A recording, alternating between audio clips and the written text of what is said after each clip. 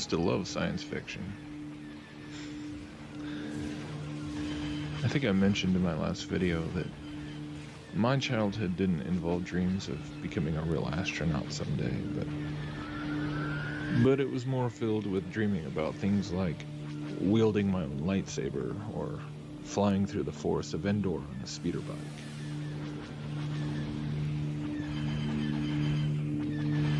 But yeah, it's all quite different now. It's no longer the appealing escape from the drudgery of modern living or some sort of guilty pleasure that temporarily transports me to some other world with races of alien beings and sentient robots and whatever else. Nowadays, the vast library of science fiction movies, television shows, books, video games, etc., it all fits into this broader grand deception, this massive heist of our collective consciousness.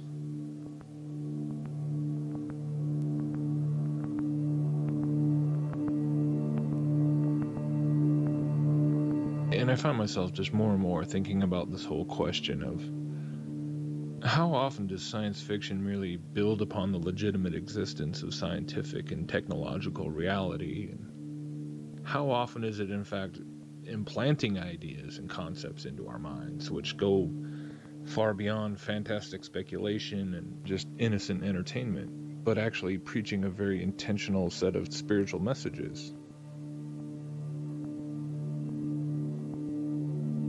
The more I've invested myself in learning about the history of the allegedly real space programs, the more I've come to appreciate just how blurred this line between science fiction and fictional science really is. How often they play off one another, feed into one another, and really are ultimately only two halves of the same overarching whole.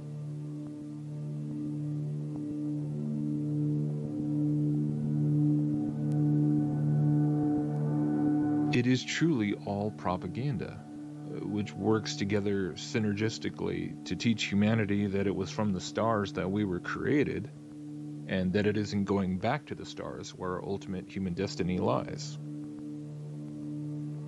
It really is an ancient religious teaching, and it's truly amazing to suddenly be at this point in my life where I'm suddenly realizing just how much I was indoctrinated into it for so many years without even realizing it, because I was willingly absorbing so much of this material that I believed was just simply entertainment.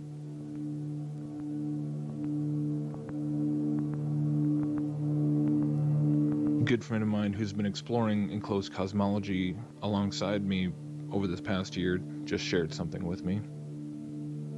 He was flying home from a vacation recently, and he opened up the In-Flight magazine to find an article written by somebody who'd worked for NASA for the last 28 years as a mission planner and engineer.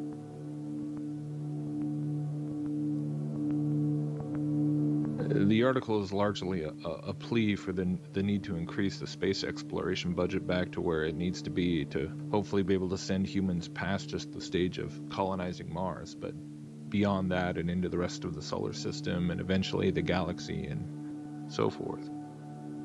But it's in the closing section of this article where the true underlying message really sticks out.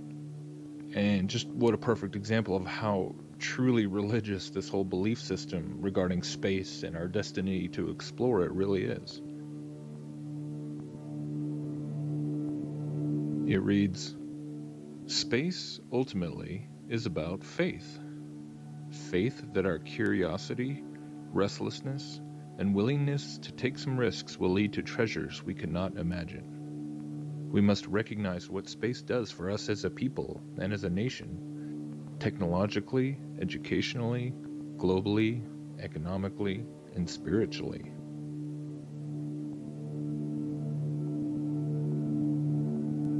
We need a dream. I'm an engineer, so when I dream, I do more than just close my eyes and think happy thoughts. To me, a dream is a vision with a plan, one that strains capabilities to the point of seeming impractical. This means more than a moon base, more than a colony on Mars, more than capturing an asteroid. We can't just commit to a decade-long effort and then turn back. We have to keep on going, up through the gravity well.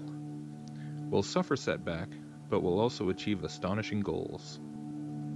If we meet this challenge, we will be known as the generation who opened up the terrain of space, who settled the greatest frontier. Future generations will remember us for our courage and boldness. The gravity well presents today's greatest exploratory challenge and the single best opportunity to move our society forward. If we agree to move up and beyond the gravity well, then the higher we go, the less it will pull us back. Gravity will gradually release its hold, and we will sever the bonds that hold us below the firmament. And then the well becomes a ladder.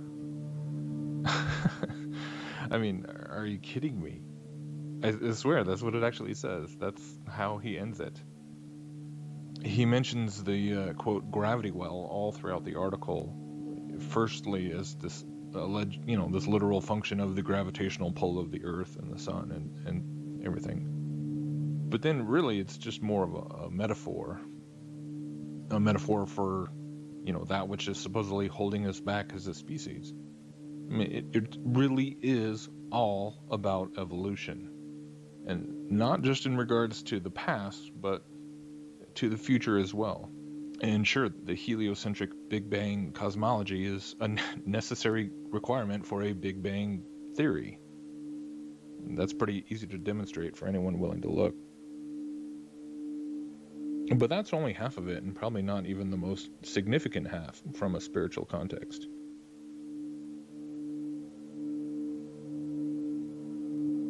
Yes, on the one hand, evolution threatens to deprive the individual of any true meaning by teaching that everyone and everything is nothing more than a big cosmic accident.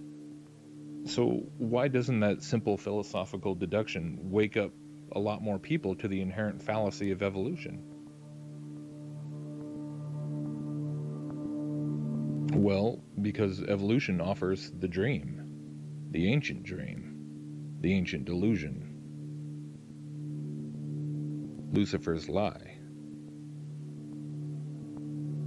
Ye shall be as gods.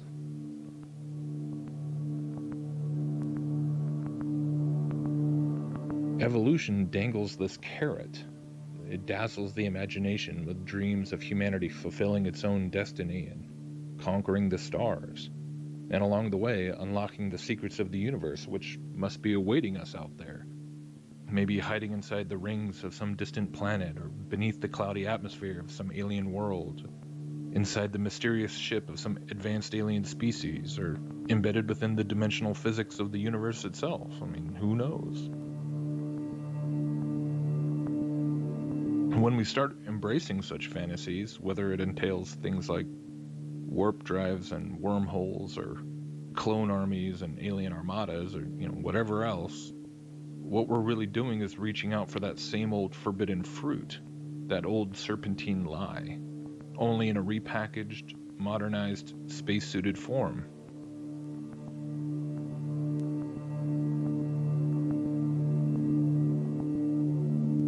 Now, I'm not talking about getting legalistic or anything, or trying to say that watching these kinds of movies and shows is itself completely wrong or sinful by itself, but I'm just merely saying all this in hopes that more people will start opening their eyes and opening their ears to hearing this Gnostic gospel, this evolutionary gospel that is being preached through virtually every one of these productions, and start seeing how much it really works in conjunction with all the propaganda coming from the quote-unquote real scientists and engineers working at places like NASA, which are bombarding us all the time, even while we're flipping through a silly little in-flight magazine.